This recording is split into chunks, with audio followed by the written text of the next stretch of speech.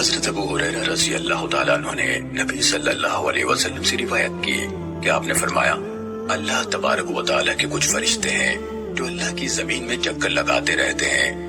وہ اللہ کے ذکر کی مجلسیں تلاش کرتے ہیں۔ جب وہ کوئی ایسی مجلس پاتے ہیں جس میں اللہ کا ذکر ہوتا ہے تو ان کے ساتھ بیٹھ جاتے ہیں۔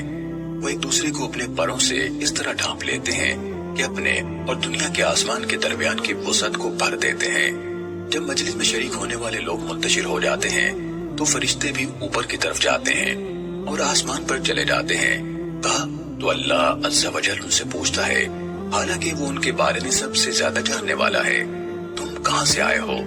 وہ کہتے ہیں، ہم زمین میں رہنے والے تیرے بندوں کی طرف سے ہو کر آئے ہیں جو تیری پاکیزگی بیان کر رہے تھے، تیری بڑائی کہہ رہے تھے اور صرف تیرے ہی معبود ہونے کا اقرار کر رہے تھے اور تیری حمد و ثنا کر رہے تھے اور تجھی سے مانگ رہے تھے۔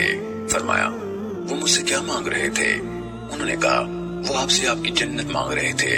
فرمایا، کیا انہوں نے میری جنت دیکھی ہے؟ انہوں نے کہا، پروردگار انہوں نے نہیں دیکھی۔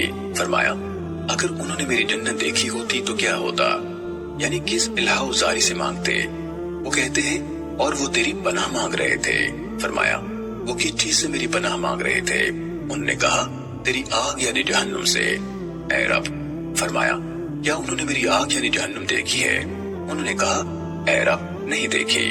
فرمایا، اگر وہ میری جہنم دیکھ لیتے تو ان کا کیا حال ہوتا؟ وہ کہتے ہیں، وہ تجھ سے گناہوں کی بخشش مانگ رہے تھے۔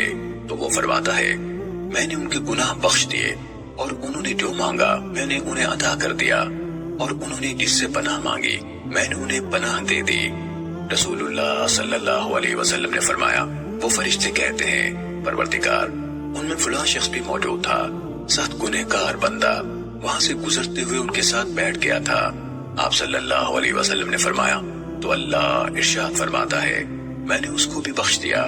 یہ ایسے لوگ ہیں کہ ان کی وجہ سے ان کے ساتھ بیٹھ جانے والا بھی محروم نہیں رہتا۔ صحیح مسلم حدیث نمبر 6839۔